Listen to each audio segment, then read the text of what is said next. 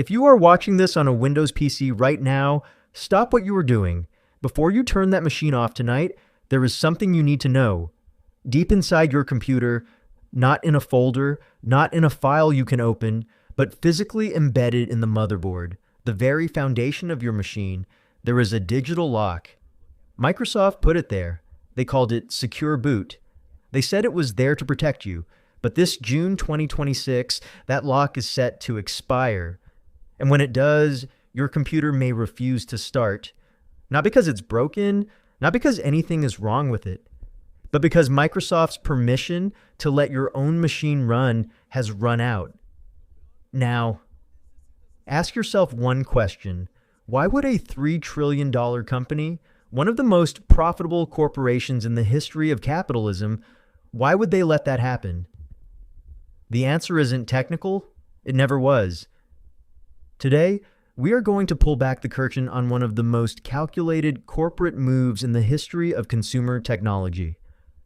We're going to show you how a so-called security feature became something else entirely. And we're going to show you what you can do about it right now, tonight. This is Behind the Tech. And this story, it starts about 30 years ago. Let's go back to basics. And I mean real basics. When you buy a car, you own it. The engine doesn't call General Motors every morning to ask for permission to start. You put the key in, it starts. Simple. For most of computing history, your PC worked the same way. You owned it. You powered it on.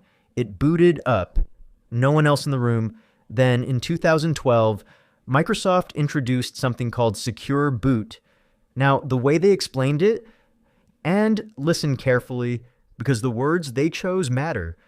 They said it was to prevent malicious software from loading before your operating system starts. That sounds reasonable. That sounds like they're protecting you. But here's what they didn't explain at the press conference. To make Secure Boot work, Microsoft required that every PC manufacturer, every company that builds computers, install a special digital certificate on the motherboard. Think of it like a wax seal on an envelope. A seal that says, this machine is approved by Microsoft. Now here's where it gets interesting. That seal has an expiration date. Think about that for a moment. Your computer, sitting on your desk, working perfectly, doing everything you need it to do, your computer contains a certificate that Microsoft controls. And that certificate expires in June 2026. When it expires, machines running certain configurations may fail a critical security check at startup. The result? A black screen. A machine that refuses to boot. Not because it broke, but because Microsoft's paperwork ran out. Now, I want you to think about who actually owns your computer. You paid for it. You carry it. You've used it for years, but buried inside it is a mechanism that requires Microsoft's ongoing approval to function. That is not a security feature. That is a leash. And in 2026, that leash is about to get yanked. But wait, because this is only half the story. Because at the exact same time the certificate is expiring, something else is happening. Something that, when you see the timing, is almost impossible to call a coincidence. We'll get to that in just a moment. October 14th, 2025. If you missed that date, you're not alone. Microsoft didn't exactly take out a full-page ad in the newspaper to remind you. That was the end of life for Windows 10, the operating system that an estimated 240 million PCs around the world are still running today. End of life. That phrase alone deserves a moment. Your computer isn't dying. Microsoft is simply deciding to stop supporting it. No more security updates, no more patches. In their language, you're on your own. Now, most of those 240 million machines running Windows 10 are perfectly functional. They open documents. They connect to the internet. They do exactly what their owners need them to do. But Microsoft has made it clear, to get Windows 11, their new operating system, your computer needs to meet a specific list of hardware requirements. Requirements that, by design, most machines built before 2018 cannot meet. One of those requirements? That secure boot certificate we just talked about. Installed, active, and valid. So let's connect the dots. Step 1. Windows 10 reaches end of life. Your older PC is now technically unsupported. Step 2. To upgrade to Windows 11, your machine needs hardware requirements most older PCs don't have. Step 3. The secure boot certificate on your motherboard expires in June 2026, potentially making your machine unbootable even if you want it to stay on Windows 10. 3 steps. 1 outcome. Buy a new computer. Not because yours broke, not because yours is slow, but because a corporation with $3 trillion in market value engineered a situation where your perfectly working machine becomes officially unusable. Now let me ask you something directly. If a car company remotely disabled your engine after a certain date to force you to buy a new model, what would you call that? You would call it what it is.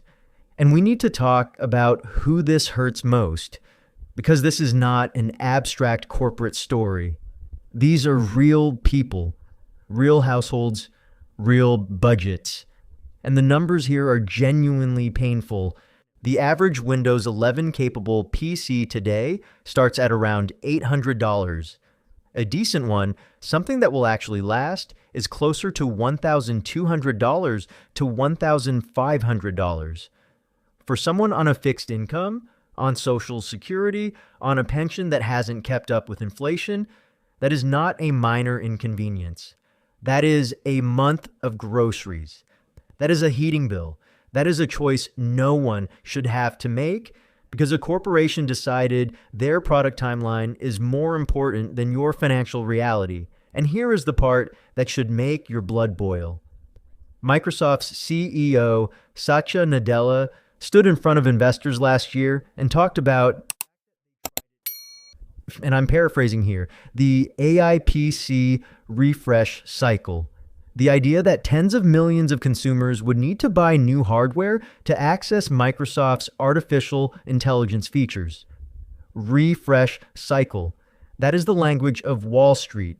That is what they call your forced purchase. Meanwhile, PC sales have been declining for years. The market is saturated. People don't need new computers. People are keeping their machines longer because, frankly, they work. So if the consumer won't naturally buy a new machine, what do you do if you're Microsoft? You create the conditions where the old machine stops working.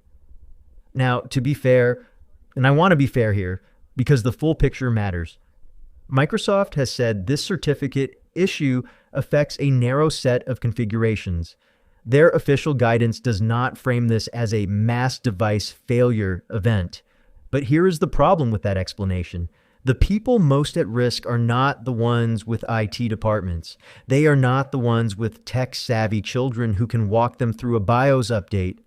The people most at risk are exactly the people who trusted that when they bought a computer, it would keep working. The people who follow the rules. The people who don't dig into settings menus. And when that black screen appears, no error message they can understand, no explanation, just a machine that won't start. Those people don't call Microsoft's legal team. They go to Best Buy and buy a new computer, which is precisely the outcome Microsoft's financial models are counting on. But here is what they are not counting on. You knowing about it first. Because knowing is everything. And we are not done yet, because the real story here isn't just what Microsoft is doing in 2026. The real story is that they have done this before. And that pattern is something every person watching this channel needs to understand.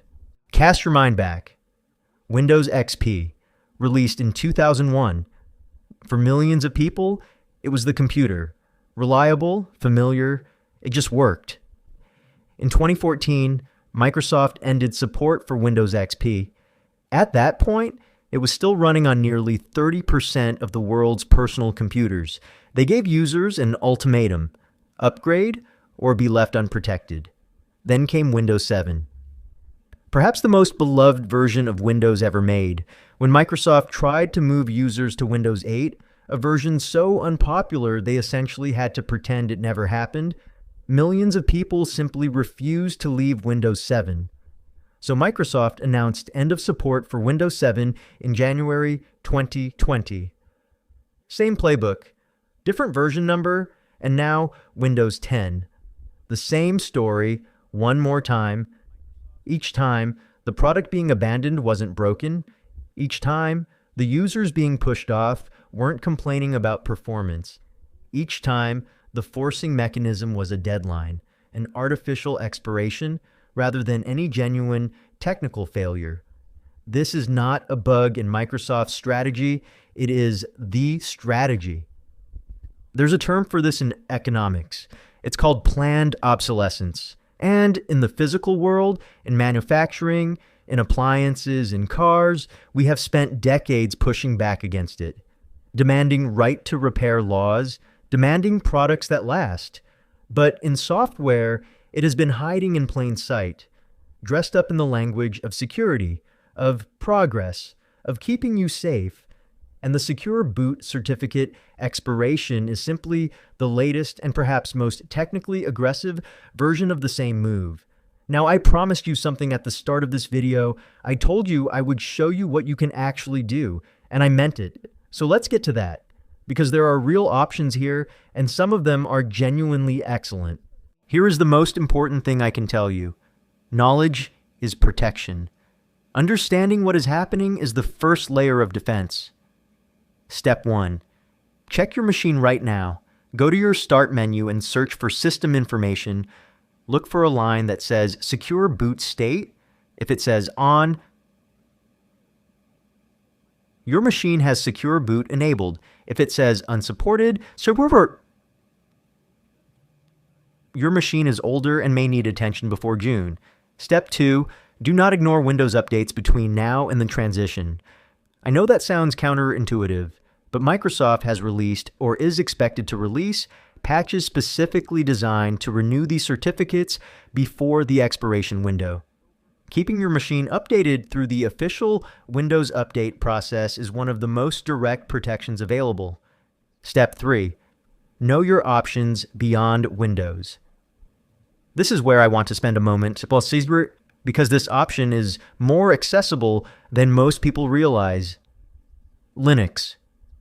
Specifically distributions designed for everyday users, Linux Mint, for example, or Zorin OS, are free operating systems that will run on virtually any older PC.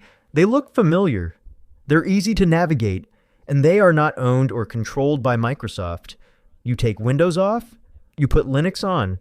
Your machine lives for another decade, and not a single dollar goes to Redmond, Washington. Now, I'm not going to pretend this is effortless. If you've used Windows your whole life, there is a learning curve. But communities like the Linux Mint forums and Reddit's r/Linux4Noobs exist specifically to help people make this transition. And many people who made the switch 2 or 3 years ago say they will never go back. Step 4. If you do decide to buy a new machine, and there is no shame in that, consider a refurbished business PC. Companies like Lenovo, Dell, and HP all sell certified refurbished business machines. These are professional-grade computers, built to last, running Windows 11, priced between $300 and $500. They are not glamorous, they don't have AI stickers on them, but they work. They are supported, and they cost less than half of what a new consumer laptop runs. You do not have to buy a $1,200 machine to stay safe. Anyone telling you otherwise is either uninformed or selling something. The corporate story we've been telling today is real. The pressure is real, but so is your power to navigate around it. And we are going to keep telling stories like this one on this channel, because this is exactly what Behind the Tech exists to do. Here's what I want you to take from today. The Secure Boot certificate expiration in June 2026 is not, on its own, the end of your computer.